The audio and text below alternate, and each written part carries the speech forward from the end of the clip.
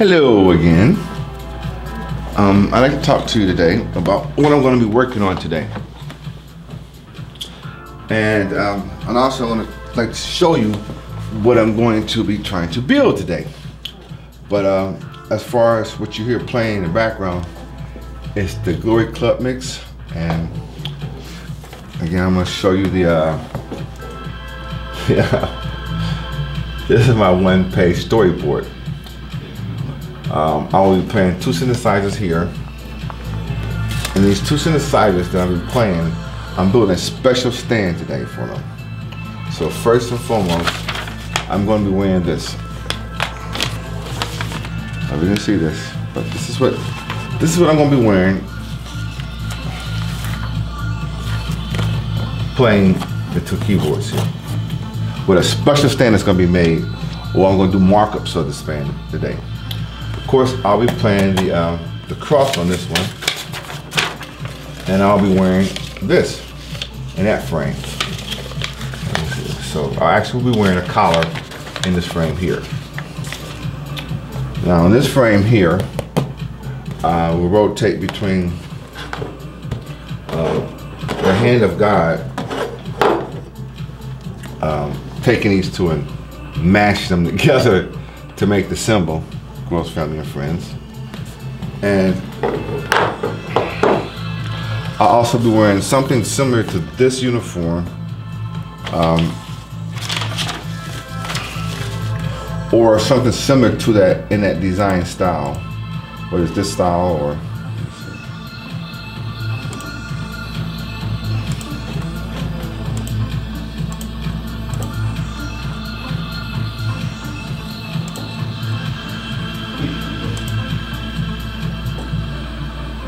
one of these styles I'm going to have made. I don't know if you didn't notice the last video, the lady in front of me, she was making a bat wings that are about humongous. That's what she does. She sews and makes costumes. She makes stuff like this. So she agreed to put these together, at least these two together, or something similar to this one. And of course, this one I can order online.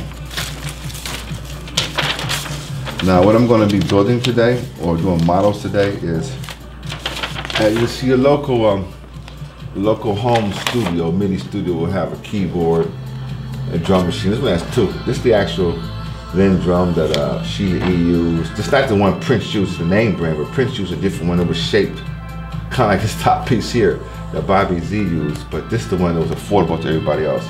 I think the one Prince had got was like $7,000, I believe, and this one was $3,000. But in 1985, I could go to a store in Cleveland and I could put $75 deposit on it for $35 a day, and I could rent this machine. And this is what I used to plug in the actual first strut drum. This is what I went to my relative's house with this thing in a big box with a bunch of cables plugged into my first strut drum. But as you can see, there's rack mount equipment, and there's a keyboard, which is a sampler, basically a computer, basically a built-in Macintosh. A computer with these big 5.5-inch floppy drives, and this is Emu's emulator 2 and their drum system. So these were the two hottest drums machines in the 80s. Actually, I was in Germany at the time. I just happened to walk into the NCO lounge, and they were preparing for a band that night. And the band was actually Brass Construction. Yeah, it was Brass Construction. So I walked in while they were eating in the cafeteria area, you know, offside, you know, where there's a stage area and a dance area, and this is the area where, you know, the dining area. So I met them, and I just walked up to them, and they was all at the table eating, and I got to talk to the drummer, and actually the drummer gave me his number so I can look him up when I ever came to New York. And I went to New York. I believe I went to New York in 85, yeah, and somewhere in right spring of 85. I think I went to New York. Yeah, I did go to New York, and I stayed with my cousin Bonnie. Had a great time there, and I love New York. So every day I was taping BLS music because the music was so hot there. But anyway, while I was sitting down with brass construction, I told them I was a drummer and I wanted to write songs, blah, blah, blah. And they would tell me that, you know, you don't get no drum machine, you have to get this. This is a real drum. It can program it, and you can take your drum pads and you can plug right into it. Now everything made after this, you have to go through MIDI, but this was the only one that allowed you to take your quarter-inch jacks and plug right into it with your drum pads, and you can play it. And all you have to do is hold a button down and tap on your pad, and it's ready to work. Simple machine. Well, this is what people would take and bring live, this setup, and you know, it's kind of conventional in this for its time. You're lucky you have sliding drawers to play your keyboard at next to your studio console. But I'm looking to go this route. Let's put Star Trek and Stargate in mind. These are the type of objects of stands I want to make for the keyboard. All of these going to be incorporated, whether, you know, Reggie, Monica play one of these and I'll play this one, or this one, or the Star Trek. This is based pretty much on Star Trek. But I'm going to do like maybe a combination, but I know the first one I'm going to build is somewhat similar to this as a test, because it has to incorporate not drum machines, because all of our synthesizers are controllers. They don't have any sounds on them, so we're going to be connected to virtual instruments that are loaded on computers or laptops, not desktops. But with this kind of setup, I can bring a full quad, one of the fastest desktops you can bring, and tuck it in here, and have also touchscreen panels to control devices. So if I want like that module B to come out and start tapping with sticks, then put the module B back in. I can use a little controller that I'm going to be working with called a Raspberry Pi, and it's about big as my finger. That's about this, I don't know, jump from here to here, and it has Linux on it. And with it, I can have one to control motors, turn motors on its outputs, and it could also load applications. So I will have probably two of things like this big that has a touchscreen panel to touch devices to drive whatever I have in here. Whether the panel flips over and brings up a drum pad, this might be Pro Tools, the actual touchscreen, a device where I move my faders up and down. But if I bring up touch on my Raspberry Pi device and bring up interface touchscreen, and I can have this flip over, and this will be pads I hit on, and there'll still be a synth over here. So the concept is that not the crew on the side of the stage will be controlling what happens on the stage. The actual keyboard players will control what's happening with what devices they're going to actually be playing. So maybe I might be playing drums over here, and accompanying Rob on the actual physical drums, and maybe Monica might be playing the guitar, and Reggie be over here playing the sides over here. So I'm going to make sort of models of these two, but probably cardboard and wood today, and get the right sizes. So once I get the dimensions of how big everything needs to be, then I can go and go to a computer and put the dimensions in. You know, I want it this, you know, I want it so many inches this way, so many inches that way. I want it to be this high. I want it to be 4.5 inches, and then have the stand adjust to 5 where my hand's going to have to be. Me, Reggie, and Monica pretty much the same height, so won't be too much to adjust in between, whether it's up or down, left or right. So I want this to be functional, and I want to look futurized. And my drums are going to look something like this. If you combine all these together, I said I was going to build a drum set that didn't look like a drum set, but it was a drum set. Only for the techno music for the two bands, the Groce Family and Friends and David Groce.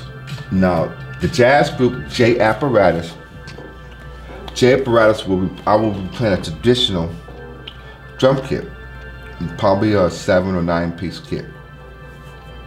And strictly that'll be played live, recorded live with musicians. Probably no overdone. Would be, you know, here's the song, we 1, 2, 3, kick it off and record it like they used to do in the old days. So the stands, what I'm going to be working on models, markups of the models of the stands, these with wood and cardboard today, and maybe by tomorrow I'll have dimensions where I could then put it in a computer and start to assemble how I'm going to cut these instruments, especially something like this one. I mean, how would I cut it? Would I just make a board this way, cut this one, cut this way? But then I might have this thing tilted this way and higher, and these flip up. So this is just the concept, and this will be able to move this way, that way, and out the side. So I have my work cut out for me, but I'm in the place where like I showed you, I can take an idea, scribble it on a piece of paper, and make it happen.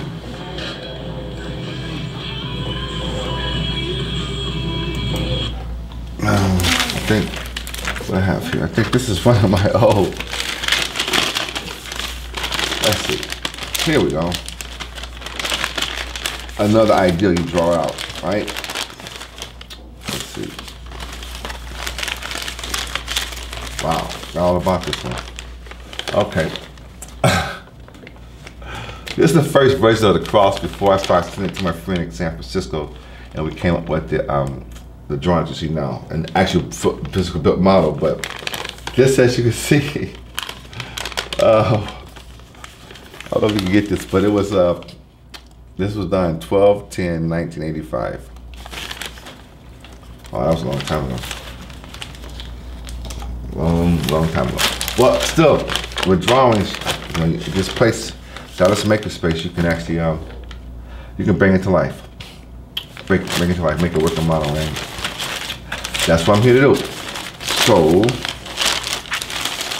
that's all for now. I have to go in there and start putting this together. Meantime, I like to explain to some of the people to understand what am I doing and why am I doing it again. First and foremost, I don't control the music that I write when it comes to the gospel stuff. I did that for almost since 2012 to, I ended pretty much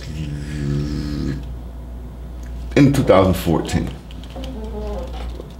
By 2015, the beginning of it, when Ava told me she was dying, I did write one more gospel song, and that was it. The Throne song, I did more remixes of it, but I was stuck on that remixes, did 8 more remixes of that song to like June. So pretty much the gospel was done. I asked permission from the Lord, can I please do some of my own music now? But why I done the gospel stuff and I've now finished up my music, now lyrics are coming to me, so I can be busy working on something totally different, and then take a break and walk around the building, and lyrics come to me of a song I wrote a year ago or 2 years ago. So things are, I don't control when it happens, it just happens. I feel as long as I stay busy doing something positive, building towards the company or towards the songs, good things always happen. And for my friends and family, you know me back in '76, I started smoking Newports, and it's now I've actually stopped, and to have no craving for tobacco anymore. I mean, my cousin Ronnie used to say, all you gotta do is pray to ask God to take that tobacco out your mouth and see what happens. He'll take it out. So I prayed for wisdom and knowledge. I also prayed for the songs get done. So now I prayed for the cleaning. So now I'm clean, no tobacco. And My car smells a lot better. I smell a lot better.